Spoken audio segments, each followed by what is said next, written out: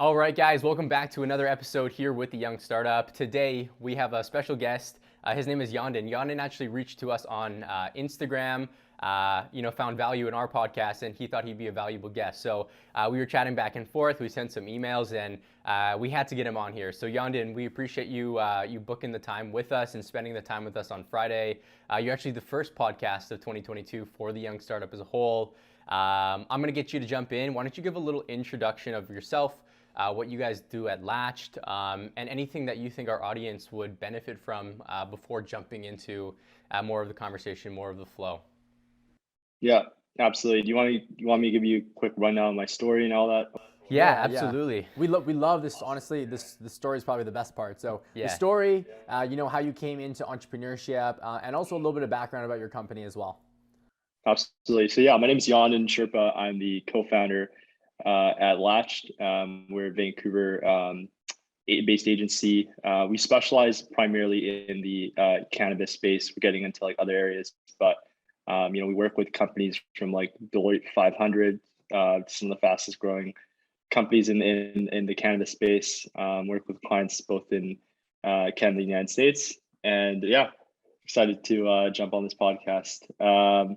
Yeah, so a little bit background about myself. Did the traditional route, did my time at university, and I was always told from a young age. I mean, coming from the Asian background, like it's really important to go be a doctor, engineer, and I still remember vividly. I was at TD branch in, this is like on like Oak and something in Vancouver, and I was like, I think 11 years old, and my dad was telling me like becoming a branch manager was like a really good job.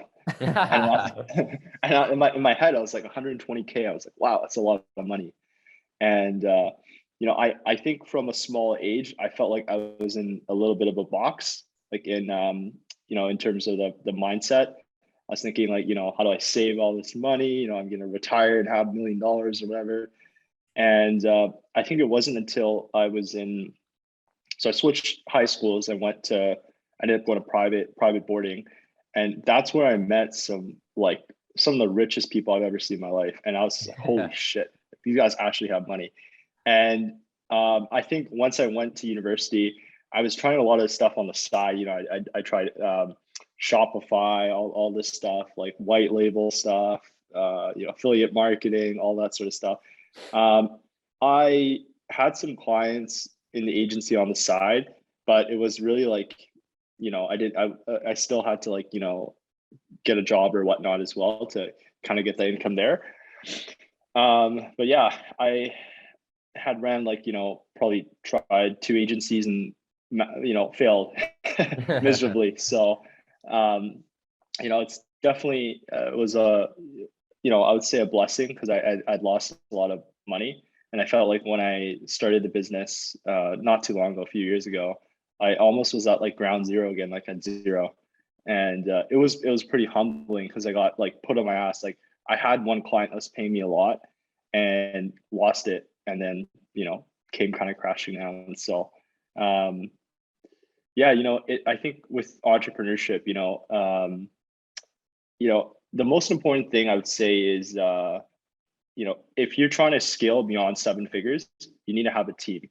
So for myself, we once we hit seven figures, I was like, can I keep selling or whatever doing this? But it's really about, I think, protecting your time, right? Like when you're going from, let's say, zero to like 10, 20, 50, whatever it is, you can only do so much of the work. And then, yes, you can outsource. I mean, I've used in the past like Fiverr, Upwork, etc., VAs in the Philippines. But then as you start accumulating more working capital, getting more cash in the bank, yes, saving money for the taxes, all that stuff, it's so imperative that you start hiring better people, right? So I think a lot of entrepreneurs get caught. They want to focus on these vanity metrics like revenue, profit.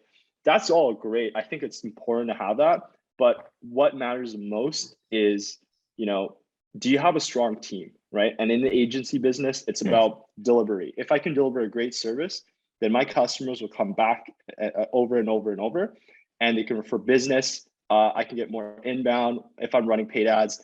my cost to acquire is really low. So, a lot of agencies in the space, that's why there's very few that are doing like, 10 million plus per year in revenue. What ends up happening is they're churning and burning. They're getting new clients, losing new clients, and all that sort of stuff.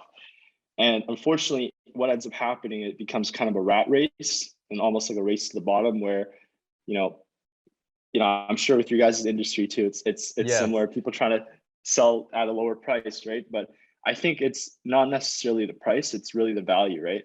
And if you can really articulate that in your marketing and in your messaging, then it's really, really important. And in this space, right, like it's really results, right? If you can drive results in revenue, real results in revenue for your clients, then it definitely helps. It's tenfold, yeah. Yeah. But yeah, I think for me at least, one of the mistakes I made was, I think going back, like, I think I would have started reinvesting earlier. Like, I think a lot of people, what they do, and my mentor of this told me, he said, don't invest until you have 5 million after taxes. And I thought that was really stupid. I was like, this guy's an idiot or whatever. And it is kind of true. If you think about it, if you're reinvesting the cash back in your business, you're going to actually end up accumulating more in a shorter period of time. Yes, there's stocks, crypto, real estate, all that stuff. But with interest rates and all that stuff, it's really not in our hands if the market goes up or down, right? But in business, right, like even during a recession, like there's a lot of Fortune 500 companies that started during a recession. You can still crush it, right? And I think if you want to really be the entrepreneur, you gotta have a lot of conviction, and a lot of conviction includes like putting that financial capital, that risk, hiring these people, feeling really uncomfortable.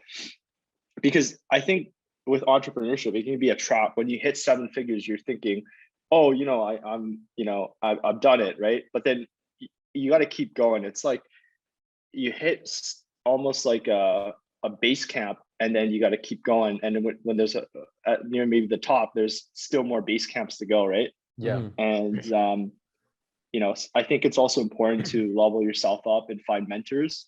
I think for me, I outgrew some of my other mentors, but find someone that has done very successful, has been very successful in your space, is really, really critical. And also like being around like-minded people as well, I think is really, really important. And now as I'm growing as well, like I'm really starting to protect my time as well as my mental bandwidth, right? Like any bad stuff. Yeah. Like, drama and all this kind of stuff, people talking behind your back, whatever it is, like you really have no time for that, right? And that energy should be focused on really building your business, right? Yeah, man. I love, that was a lot. It was a lot of information, but you are very similar to Eric and I. Yeah, and we're going to be able to talk for a long time here. Absolutely. But let's go back to the beginning. You were talking about your story. I want to chat with you about, that mindset shift that you had when you went to that private school, when you were hanging out with people that were more wealthy than you. What did that look like for you? And did that change your perspective in life at all? Absolutely, it did. Like I remember, I saw like Rolls Royces and Bentleys pull up to the school, and I saw kids with like APs on their wrist and Rolexes and like Damn. grade 11, right? So I already knew like, and some of these people, like their families are donating like 30 million and all this kind of crazy stuff. So I knew there was a lot of abundance, but my parents, I wasn't poor or anything, but I wasn't very rich either. So I was put into the, like go, do your time, go to school, choose a good career path, right? Mm-hmm. But what I felt like was that was all kind of a lie. And it doesn't really matter what you get into, even if you're like an influencer or whatever, like you can, there's money in, a lot of these areas, but that school definitely changed my mindset, I think. And I was like really hungry. I was like, I want to kind of do that myself, right? Yeah. I love Grant that. Cardone says it the best, right? Like if you don't come from a rich family must come from you. So I love that. Yeah, GC's we went through Cardone University way back in the day when we were doing a door-to-door sales job. So learned so much from him. He's a mad hustler. So but yeah, I know, just like Brandon mentioned, I think we can relate to you a lot, our parents as well. Both of our parents are immigrants. People have probably heard this story 100 times by now, but both of them are immigrants overseas. They came here with nothing, had to build a life from nothing, basically.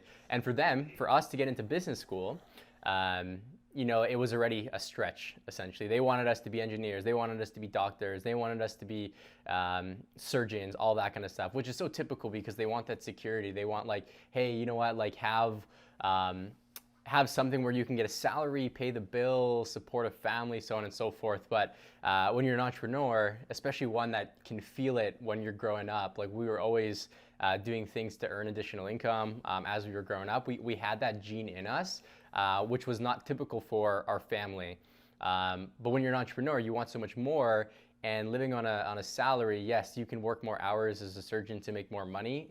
Got it. But at the end of the day, you're capped at some form of income. And yeah, it was a stretch for us to get into business school, but my parents allowing us to take that leap of faith definitely allowed us to be able to do what we're doing today. So I'd love to hear what that experience was. Obviously you didn't become an engineer or a doctor or anything like that. How did that conversation go with your parents? Were they skeptical? Were they upset? How did that impact your guys' relationship?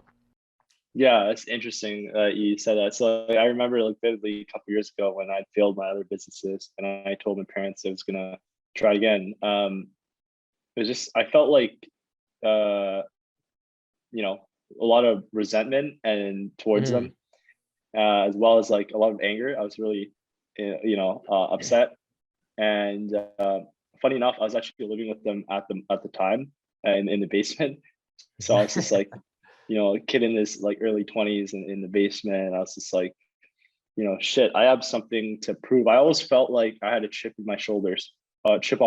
So I didn't mention this, but I played soccer at a very high level, semi-professional. So I felt like when I didn't make it professionally, I needed to prove other areas I can. So in business was one, and becoming a professional soccer player. You can train for 20 years and still not make it. But I mean, if you put 20 years in business, you can definitely do well. Yeah, absolutely. And a lot more people can do it, right? It takes a lot of not just athletic ability, but actually understanding soccer. In terms of your soccer IQ and whatnot. But yeah, man, I totally agree, and it's crazy that you think when you're growing up, when you're training, when you're going to school, when you're going through education, there's a lot of these things that you do that you never think would translate over into business, but it's very point blank that when you start a business, when you're an actual entrepreneur, all of these things are transferable. I think what it comes down to is the successful entrepreneurs, people that have experience in some capacity, have experience going through those peaks and valleys, those challenges in life, and are able to come back on top. And playing at a high level, we also played at a high level, nothing semi-pro by all means, but we were always playing, at the gold level. But my parents are poor. We didn't have a lot of money to work with. So because of that, we just played where we could afford, essentially. And we had that competitive spirit from the get-go, and a lot of that, it translates into business 100%. You always want to be a top performer. You're always looking to identify what your weak spots are and translate that into training so that you can be better on the field and put a better performance out. It still goes the same with business, which is awesome to hear that you've also seen that.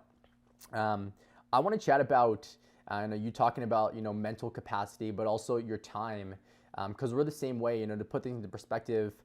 We run multiple Amazon brands or private label brands. Some of them are off of Amazon, but one of our main focuses right now, which is the more time-consuming business, is our services business, where we're actually providing coaching, implementation, consulting within the Amazon space for people wanting to either start an Amazon business or take their business into Amazon. And we launched that back in May, and since then we've learned a lot. And one of the biggest things that we learned was the power of delegation. Right? Understanding that we don't need to do everything and we can hire a team in order to do that. And what that has allowed us to do is scale past 7 figures within an 8-month period. And it's been a crazy journey. But what was that point of realization where you realized you were an entrepreneur and a slave in your business, and in order for you to become a CEO, you needed to hand over those tasks to people, which allowed you to scale infinitely? like a few years back, like when I was, when I just made my first hire actually. And at the time I was like, it's quite a bit of money, but, you know, it's really, I think, a lot of it has to come with being more abundant. Like it's a bit, sometimes it's like, it's better to take 2 steps back and 3, 4 steps forward than take 2 steps forward and 3 steps back.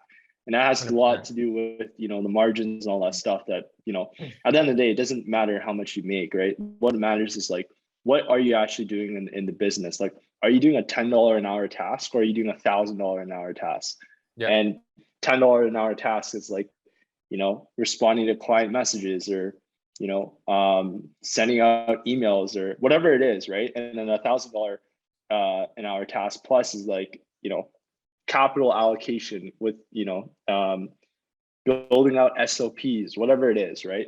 Yeah. So, I think it was, if you're starting out, like obviously you got to put in sweat equity, but as you have some cash in the bank, it's so important to start using it to good use, and not putting it into other investments and whatnot, right? I know a lot of people like investing, but I don't see a point. If you're really an entrepreneur, don't invest. You invest in your business, not Shopify stock, Apple stock, right? Yeah, Exactly. These are not in I want to say something before he says something. We'll do this a lot because we're probably thinking the same thing. But yeah, man, like saving mindset over an investing mindset. One of my goals last year was to build an investment portfolio that just produced $5,000 passively for me. But over the time, I realized that I'd rather put the money back into my business and have that grow, because in turn, that puts more money in my pocket at the end of the day. And we're at a point where we do have capital within our holding companies where we can do other things like that, but that takes a while to get there. We're very big on building a foundation first and an infrastructure. So we're doing some big numbers current state, but the team that we have can do massive numbers. And we're exactly like you said. I love what you said around taking 2 steps back, taking it slow, learning, getting everyone optimized, and then taking 5 steps forward from there, because you know that you can handle that capacity to do it. The worst thing and the most costly things you can do, and we saw this in another coaching business, was go too hard on the front end and be more reactive as opposed to proactive, right? Being proactive creates a lot more sustainability in your business. And yeah, I love what you said there. Yeah. Another thing I related to really well. I was going to say exactly the same thing, basically. But why would I put money into the market where I get like a 10 to 20% return, where I can put it into my business where I know I can get 100% return? Doesn't make sense as an entrepreneur. I actually had some investments that I pulled out, and I was like, I'd rather put this into more ad spend because I know that I can get a 10 ROAS. So there's a lot of different things that people need to consider. And just like you had mentioned, like you were talking a lot about risk. People need to understand risk and financial risk and all that kind of stuff. But that right there, as an entrepreneur, is how you make money, right? It's leverage. How can you use credit to grow your business? How can you hire this one person that might cost you, 10 grand per month or 5 grand per month, knowing that they can ideally get you, 20 grand per month or 30 grand per month, right? So the ability to hire, the ability to train, the ability to manage and lead somebody is so core in entrepreneurship as a whole. One thing I wanted to pull back into is you talked a lot about, how can I reword this? Mentorship. Mentorship? Yeah, so like mentorship, like the power of like mentorship, but also reinvesting all of the profits back into the business as well, right? That's one thing we do. Like I haven't taken anything out of our Amazon businesses because I make money elsewhere, but I do it because it's running lean, and our plan is to exit out of all of those different brands that we have. But mentorship as a whole, like last year, like we spent over 150 grand on mentorship consultants being able to build the business, and I think that's why we're running how we're running over an 8-month period, where most people building up a business to doing X amount per month can take a lot longer. So talk about mentorship, how that has impacted you. It sounds like it's been great or impacted you greatly, but yeah, what's your take on it? How do you find mentors? You also talked about the ability to outgrow mentors. Talk about why that's important and why it's important to always be seeking new mentorship. Absolutely. So with the mentorship, it's important because it's you got to find someone, I think, in your industry ideally, right? Doesn't like, maybe if it's just a general entrepreneur when you're starting out, that's fine. And then once you, because the reality is like, yes, courses are great. I've taken many as well myself, but if you have someone that you can really, keep tabs on, as well as maybe, check it, they're checking with you. It's really good. And it's important because, like, with business, with startups, with entrepreneurship, when you're at the startup phase, right? That's the most important. That's kind of the make or break when you're at usually yourself and like under 5 employees, because you're the center of the company, right? And then you end up basically the jack of all trades. So if you're not focusing on reinvesting, as well as like, getting the right mentors, all being around the right people, then you can't get to the next stage, and then so on and so forth. So, for me personally, I now have a mentor in the agency space. And I think the agency space has had a bad rap because a lot of people are just selling courses and they've never built an agency. But I know for like all other industries, it's not as bad, but yeah, agencies have a bad rap. I know a lot of people that sell courses on this space. Not gonna drop any names, but No worries. No, I resonate with that. Even the Amazon space, I think it's exactly the same. People will, learn how to sell one product on Amazon, and they see that selling a course is more lucrative. But what differentiates the people that are successful on Amazon versus the people that aren't are the ones that aren't just doing a course, but they're having a mentor or coach, someone that they can bounce ideas off of, someone that's in the trenches with them specifically, that are building businesses. Because in any business, with the economy the way that it is, with technology advancing, it's always evolving, and you need someone right beside you that is also seeing those changes, and you can make an impact. And again, this goes back to the point of being more proactive as opposed to being reactive. And it just, it's given us the power to infinitely scale, and we just see such a bright future because of it, which is cool to see. Now, another thing that I want to chat about when it comes to mentorship specifically is, with us, I'll kind of give an explanation. I just want to see if it resonates with you. Like last year, Eric mentioned we invested over $150,000 in mentors, and they were all in different buckets. So the approach that we take is, as soon as we identify a bottleneck in our business and we know that we're not an expert in it, we invest into a mentor that can help us get through those bottlenecks, that can help us build standard operating procedures, and that can help us hire someone and train someone to take that off of our hands. Because, again, we're not at the point where we want to be the jack of all trades anymore. We want to be cognitive of what's happening. We want to put a process in place by hiring someone that's amazing at this, and then, leverage a team and delegate that task over to them. Is that a similar approach to what you take when it comes to, hiring mentors specifically for like core components? For example, operations, we hired a mentor for operations. We hired a mentor for obviously our Amazon business, but more of the scaling component of things. We hired a mentor for creating our offer, right? All those little things is we needed improvements on, so we started to hire mentors for all these little subsets of our business. Yeah, it's a good question. So at least for my space, like I have just one mentor, but I guess it's different because we're in different industries. But the agency space, like I'm doing the opposite in terms of hiring the employees. So for us, when you're getting from, let's say, from like 2 million onwards, or you pass the 7-figure or the 1 million mark, you want to get to like 5, 10, whatever it is. And it's really, really hard because probably like maybe 0.001% of agencies get to 10 mil. But I think if we were to reverse engineer, you got to have the right systems, and then those systems are going to be able to drive consistency, the proper SOPs, and the execution. And then that translates to your team. And when you can build and optimize a high performing team that can produce a lot of ROI, get sales and marketing, all that sort of stuff. Now, as you start scaling, you can start hiring people better than you. So like for myself, like we're right now looking for an SEO director. Now, is it expensive to hire an SEO director? Absolutely is. So I think when you're really trying to get to, let's say, whatever the 8-figure mark onwards, or multi-sevens, whether it's in rev or profit, you got to really, really focus on that. And then the numbers kind of come. The numbers I would say is last. It's like systems team and then your numbers. The numbers, it's basically just gives you clarity and accountability. That's really what it does. And then yes, you can tweak it, but like I think it's good to have at least in the agency space, maybe like a mentor or someone that you have. But like for us, we just hire people. Really good people. Yeah.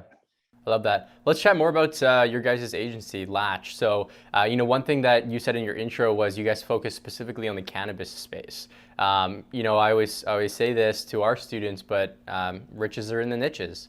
Why the cannabis space, if you are able to share, and how important is being niched down when it comes to, because you guys do SEO in the cannabis space. How big of an impact being able to focus on just that? How has that impacted your business? And then also give us a rundown about what you guys do better, over at Latched. Absolutely. Yeah, so we kind of focused on the cannabis space just because we knew there was a problem in terms of restrictions for the cannabis space. And what ended up happening was because a couple years back, I remember just going on IG and some influencer was like, oh, he's putting together a cannabis group. And I pretended like I had a dispensary or something. And I was added in, and I was he ended up putting us in like these different pods with like a bunch of other entrepreneurs in the cannabis space. And I happened to be with one guy and just messaging back and forth other people in the pod. And he sent a photo of the office, and I was like, is that like Burnaby? And he's like, yeah. He's like, how do you know that? Because like most people were in the US in that group. And that's when we first started connected. And then we ended up signing him as a client. But, going back to your question, for us, we found that like cannabis people in the space just have a tough time getting traffic organically, right? And how can they do that? They can't do that by running paid ads, all that kind of stuff, because it's restricted. So that was kind of the main reason. And then what ended up happening was we started getting into retail, started working with like CBD brands and all that sort of stuff, even on the e-commerce side. But yeah, I think it's really, really important. Once you find the product market fit, and then when you start really getting your foundational positioning, all that sort of stuff, collecting your case studies, then you can start looking at the content creation in terms of how you really put yourself out there and how you label yourself. Because I think if you're an agency, like it's just really, really tough in terms of getting clients because there's so many, and a lot of agencies just sell the same thing. So when you can really be the go-to guy or the go-to girl for a certain niche, then it really helps, I would say. Yeah, it kind of goes back to your point, and I want to chat with you about this before, but a lot of companies, they just get a lot of churn. They can't retain people, and it transparently it becomes to be more costly in the long run. You're essentially turning your tires, and the tires are just not sticking on the road at the end of the day. So going back to being more proactive and being less reactive, you chatted around just focusing on providing value, and what it sounds like is you're solving a customer problem at this point, and you focused on that one. You allowed yourself to be very honed in and niche focused, and now as opposed to you doing, I'm sure you guys do marketing, of course, but as opposed to you doing a crazy amount of marketing, it's more so you're getting referrals, which are always going to be your most profitable sale, and they're probably most likely going to be the easier clients to work with because you've already built a reputation from that original person that sent them over to you. Yeah, actually, funny enough, like for us, we get a lot of inbound traffic. So like if you look up like cannabis SEO, for instance, like we're ranked number one in North America, right? So a lot of people, if they look up cannabis SEO, they'll land on our site, fill out information, and then have someone from my team get on the call. So I think as an agency as well, and I'm actually gonna just drop a little golden nugget. I think the biggest issue with a lot of agencies out there is they're so focusing on acquiring the new customers, they're not focusing on a proper and efficient and sustainable inbound marketing strategy. What does that entail? So if I was like, let's say I want to work with dealerships, I should be writing blogs that curate towards these dealerships and then start getting them ranked. And then people are going to start seeing that. And then, over time, then I'm going to be starting posting out, I'm going to be more omnipresent on social, all that stuff, Facebook, Instagram, LinkedIn, etc. And then the inbound will start coming in. I can do like content, all that sort of stuff. So agencies, I think, need to focus on their own marketing, not getting clients and doing the work. It's kind of a weird thing. It's like they're focused on like the acquisition so much, but it's so important. And I think as you start even scaling up, like you gotta actually hire someone internally to even like have that for your own agency, like your own media buyer, your own SEO specialist, an SEO team, an email marketing specialist, videographer, whatever it is, right? So love that. Yeah, that's it's key because a lot of people just focus on the numbers, on the sales. I'm going to get as many people as I possibly can, but I talk about it when we build our Amazon brands as well. Like, people don't see the return on building out a social platform right off the bat, but as you continue to grow that brand, having that omnipresent feel, having customers, especially if you're selling products that are like higher in price point, people want to do the research. People want to make sure that you're a real brand, right? And that just allows them to make a better educated decision. But you're also trying to tackle, customer visibility, increasing your chances of actually getting people to come to you and, whatever it is. You said fill out a form so that your team can actually reach out to it. So I love that. That's a really good golden nugget for sure. Blogging. I think like with your guys' like industry, like it's because it's like, I think the thing with Amazon or Shopify, you want to be getting, and I remember Jesse Itzler's wife, I had a chance to meet him a few times going to events. His wife, Sarah Blakely from Spanx, had mentioned that like the customer is really, really important. And it's for you guys for in the e-commerce space, it's absolutely pivotal. And you also want them to be able to come back and, having really enticing newsletters, putting out really good content, sending out discounts. If you get that customer in the top of the mind, right? Like, okay, like I know I'm going to come to, Brian for, I don't know, like sweatpants, because these sweatpants are like, they're awesome, right? And whatever it is. And like for me, if I think about like, I need to go to the gym, I need joggers, I need a hoodie, I'm thinking Gymshark immediately, right? So got to be in the mind of the customer. Exactly. And I think going back to my original point, if you can allocate, like, let's say 7 to 8% of your profit, reinvest that back in your marketing, will substantially start compounding and yielding you really good results as well. Like Amazon, for instance, their advertising spend for 2022 was 31 billion. Which is crazy. Yeah. Insane. Yeah. It's all about, and I think, one thing I learned as well about Amazon is, the reason why Amazon can spend so much on advertising is because they understand the lifetime value of a customer, and they know that, it may cost them $1,000 to acquire a customer, but they pay that off over a 2-3 year period. So more like a 2-3 day period. Yeah, some people are crazy. So at the end of the day, I think people, and for people who are listening here, trying to grow an agency, trying to grow a company as a whole, think about the lifetime value of a customer. Think about the returns that come in the future.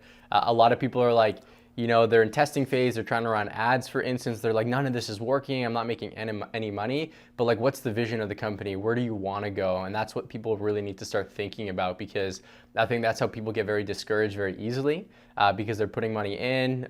They may not be spending enough to get the right data that they need to make educated decisions on.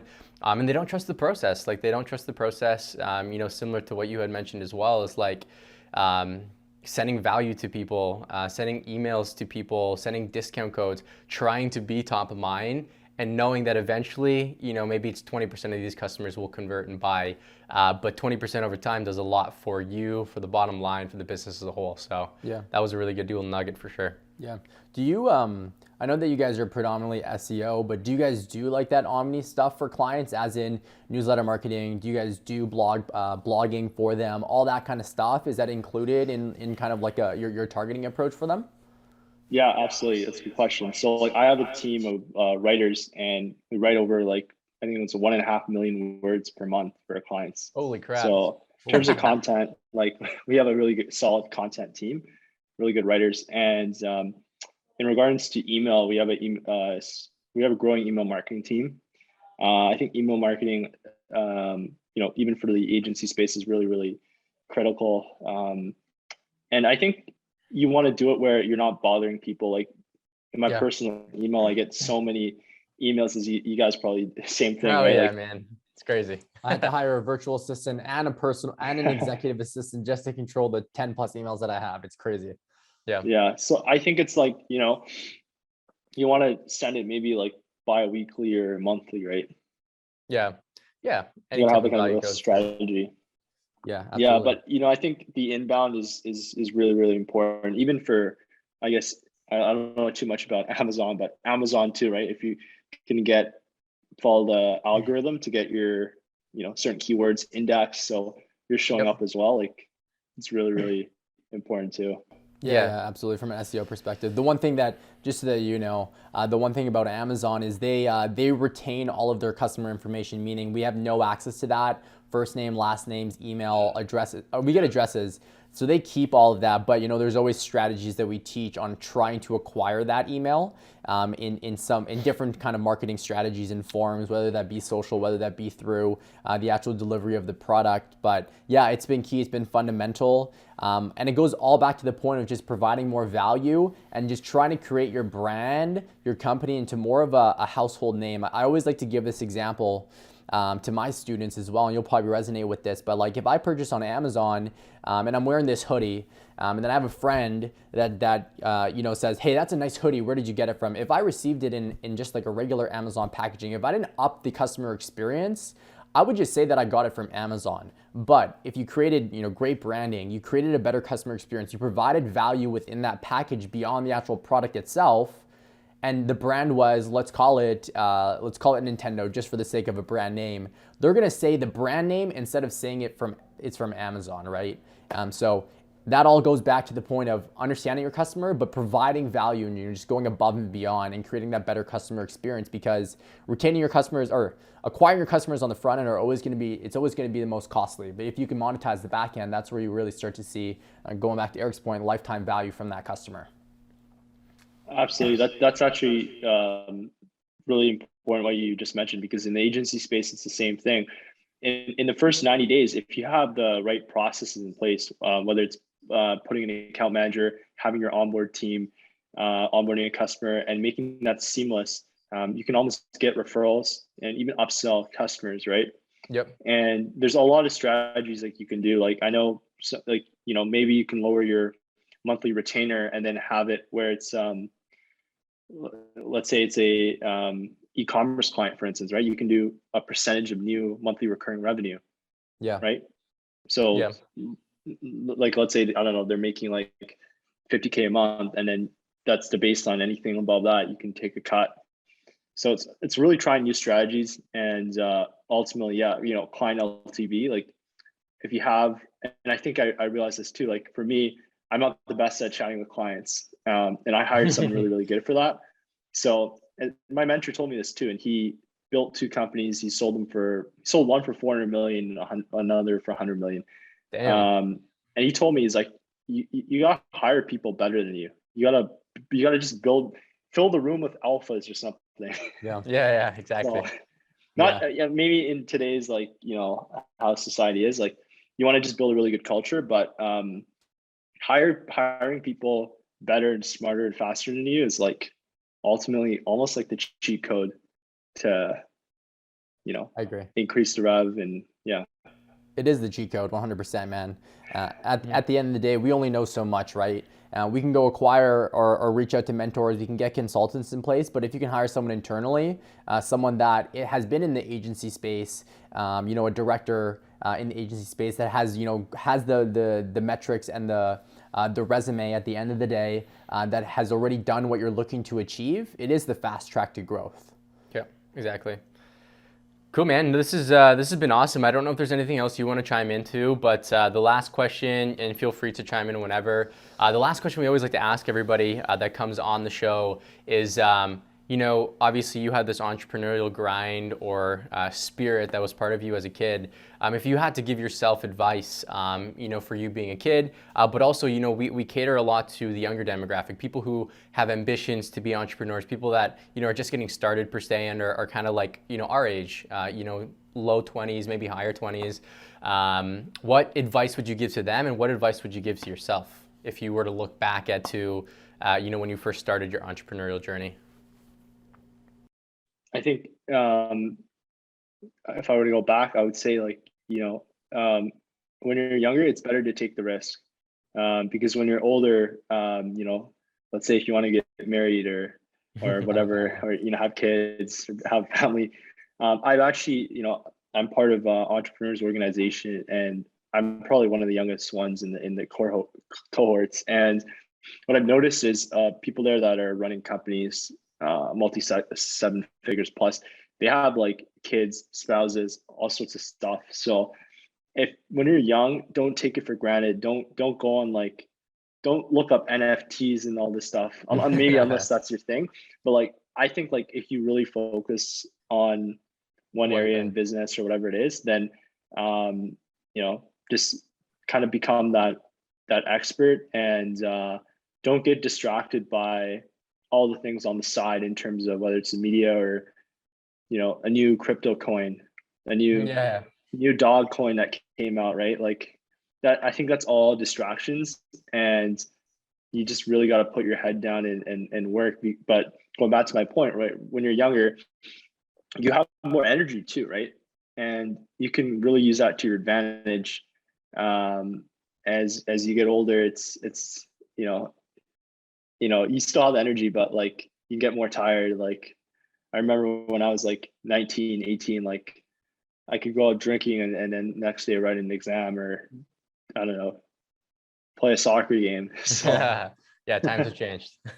So I think it's if I were to go back, I think if you really think about it, time is the most valuable asset we all have, and it's so important to use it wisely. And a lot of people say it, but what does it mean by using time wisely? Well, for me, what I would say if I was going back is I would time block every hour that I'm awake. And what am I doing? Right? A lot of people are surfing the web, doing all of this, I don't know, useless stuff. You got to really build that routine. When you can build that routine, then you can hold yourself accountable. When you hold yourself accountable, you can kind of hit your goals and targets, right? And also I wouldn't be going out and partying and doing all that sort of stuff, which I did. We all have that time, man. I think it's important to have, celebrations here and there, but but in terms of the mindset as well, I think it took me a while, I'm not gonna lie, to really get out of the scarcity mindset and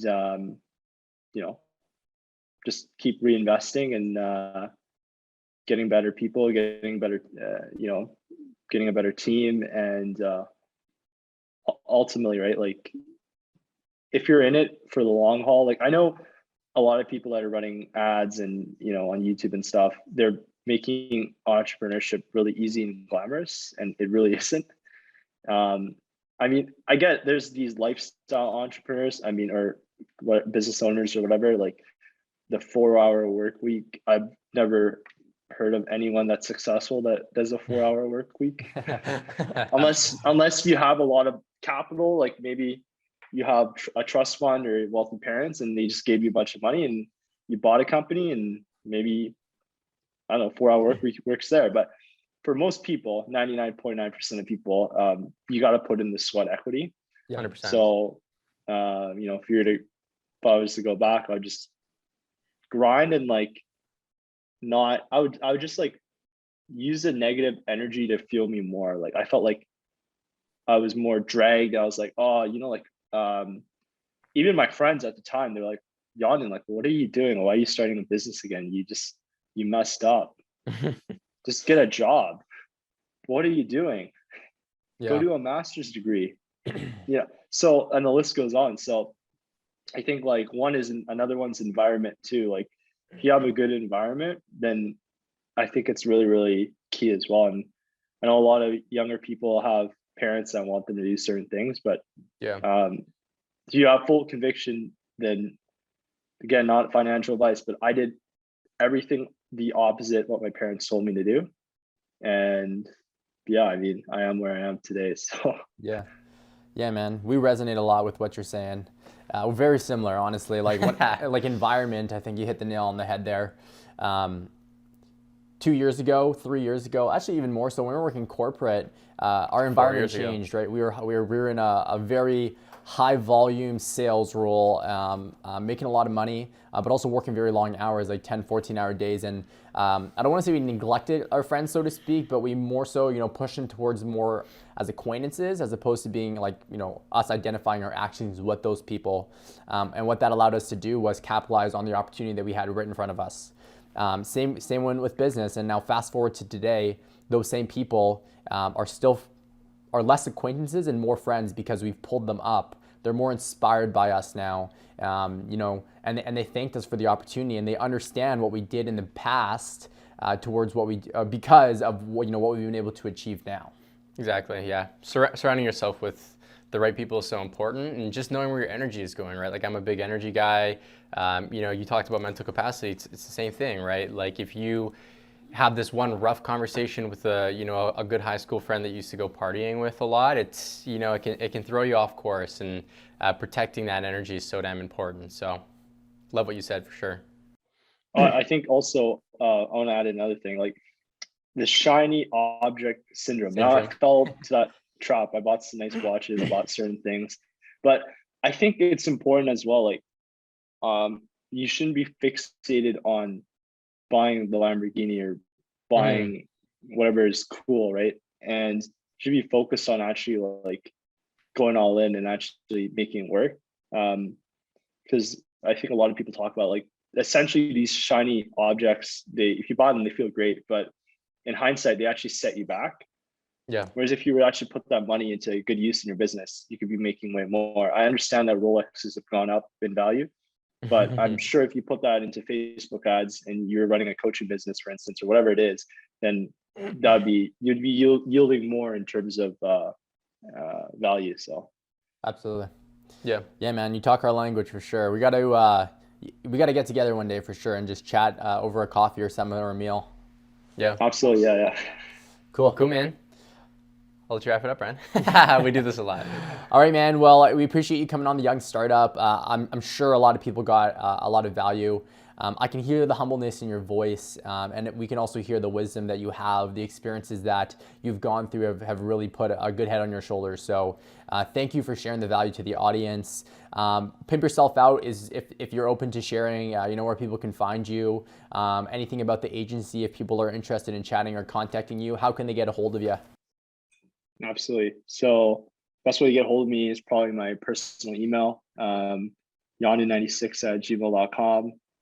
Or you can find me on LinkedIn. Also, maybe people younger start using LinkedIn too. It's great. Yonden Sherpa. And yeah, the site is latchedinc.com. And yeah, Cool. it was a pleasure, jumping on. I don't really go on podcasts much, so it's great to go on once in a while. And you guys are doing an amazing job of focusing on a lot of the rising entrepreneurs. And actually, funny enough, before I head here, I think legal what's it called? There's a nonprofit entrepreneurship charity, and I know Ryan Holmes and Manny Pata donated raised $20 million for young entrepreneurs. So check out Hootsuite's charity there, and it's really, really good for people that are just starting out. Yeah. Love it. Cool, man. Thanks for the tip. We appreciate the time. All right, man. Have a good rest of your day. Okay, thank you. Take care, guys.